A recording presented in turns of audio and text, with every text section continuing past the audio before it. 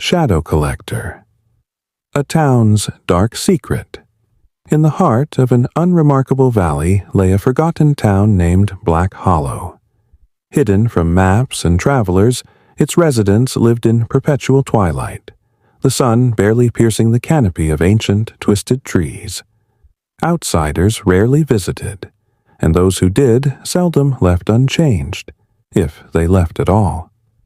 The legend of Black Hollow revolved around a peculiar figure known as the Shadow Collector.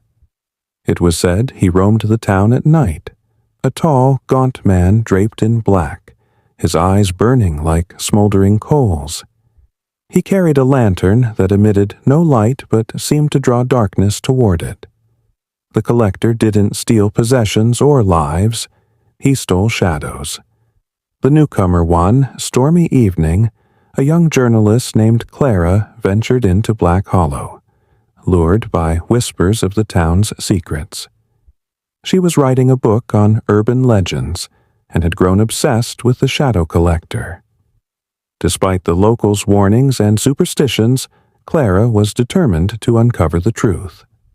At first, the town seemed eerily normal. Quaint houses, cobbled streets, and muted chatter among the wary residents. But Clara noticed peculiarities. No mirrors in the homes, streets devoid of cats or birds, and an unsettling quiet after sunset. One elderly woman, Mrs. Marrow, agreed to speak with Clara under one condition. They must finish before nightfall. In a trembling voice, Mrs. Marrow recounted the tale. The collector takes shadows as a form of payment. If he takes yours, you become a hollow shell, alive but not living. People here call it the emptying. They forget who they are, wandering until their bodies give out. That's why we don't leave mirrors or light for him to follow. Clara dismissed the story as folklore, but couldn't ignore the fear etched into the old woman's face. The lantern's glow. That night, Clara set up her camera and recorder in the town square, determined to catch the collector on film. Midnight came, and with it, an unnatural stillness. Even the wind seemed to hold its breath. A faint sound, a low, guttural hum, grew louder, sending chills down her spine. From the shadows emerged the figure, impossibly tall and cloaked in darkness, the lantern in his hand pulling light and shadow alike into its void. Clara's breath hitched as the collector turned toward her. His face was obscured, but she felt the weight of his gaze, as though he could see straight into her soul. The collector whispered, his voice like dry leaves scraping against stone. "Why do you seek what you cannot comprehend?" Terrified but resolute, Clara raised her camera. The flash lit the square for a fraction of a second, and in that instant she saw what lay beneath his hood, a void, an absence, as if he were a walking hole in reality. The collector advanced. Clara tried to run, but her legs felt heavy, her shadow stretching unnaturally toward him. He reached out, his skeletal hand grazing her arm. Her shadow recoiled, dragging her body with it as if trying to flee. She screamed. The deal.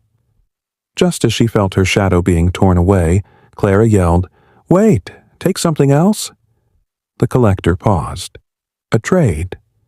She nodded desperately, offering her memories of Black Hollow. The collector considered her offer, his lantern flickering. "Memories are fragile currency, but I accept." In an instant, Clara felt her mind emptying. The events of the day, the names of the townsfolk, even the fear she had felt, all dissolved into nothing. When she awoke, she was lying in her car at the edge of the forest, her equipment gone, and no recollection of why she was there. The town's fate. Clara's book never mentioned Black Hollow. It focused on other legends, as she could remember nothing of her time there.